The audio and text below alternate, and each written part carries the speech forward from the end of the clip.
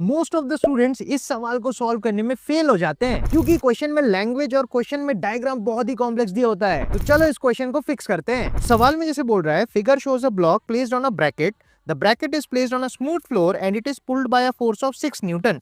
तो इस ब्रैकेट को यहाँ पे 6 न्यूटन फोर्स से पुल किया जा रहा है। नेक्स्ट बोल रहा है, the block is projected with a velocity v relative to the bracket as shown in the figure.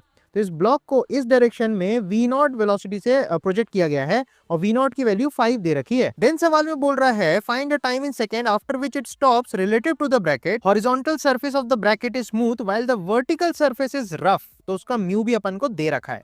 तो इस पे क्या होगा, इस साइड वाली दीवार से ना इस पे फ्रिक्शन लगेगा जो कि इसको रोकेगा, राइट। तो फ्रिक्शन रिटार्डेशन प्रोड्यूस करेगा, वहां से हमको एक्सेलरेशन मिलेगा।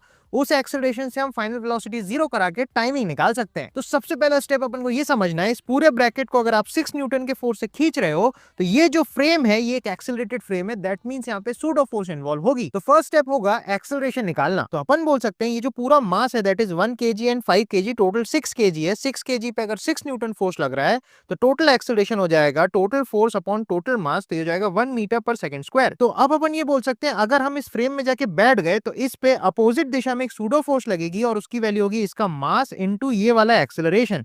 तो इसका मास क्योंकि 1 kg है और एक्सेलरेशन 1 है तो ये सूडो फोर्स भी 1 न्यूटन लगेगी और उस 1 न्यूटन को बैलेंस करने के लिए दीवार से एक नॉर्मल रिएक्शन आ जाएगी।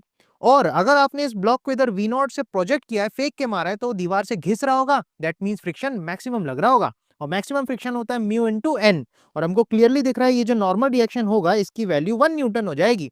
तो फ्रिक्शन जो मैक्स लगेगा उसकी वैल्यू सीधा सीधा म्यू दैट इज 0.5 इनटू 1 हो जाएगी, तो 0.5 न्यूटन ही हो जाने वाला है। और यहां से अगर मैं रिटार्डेशन वाला एक्सेलरेशन निकालना चाहूं तो that will be force divided by mass. तो फोर्स है 0.5 डिवाइडेड बाय मास 1 kg, तो ये 0.5 मीटर पर सेकंड स्क्वायर ही आएगा। तो ये वो एक्सेलरेशन होगा जिससे ये रिटार्ड करेगा, दैट इज 0.5 मीटर पर सेकंड स्क्वायर। अब हमसे इसने पूछा है कितनी देर में ये ब्लॉक रुक जाएगा, तो सिंपली v बराबर u प्लस 18 लगाना है, जहां पे फाइनल वेलोसिटी 0, v बराबर u that is 5 plus acceleration हो जाएगा माइनस में 0.5 क्योंकि रिटार्डेशन है इनटू t।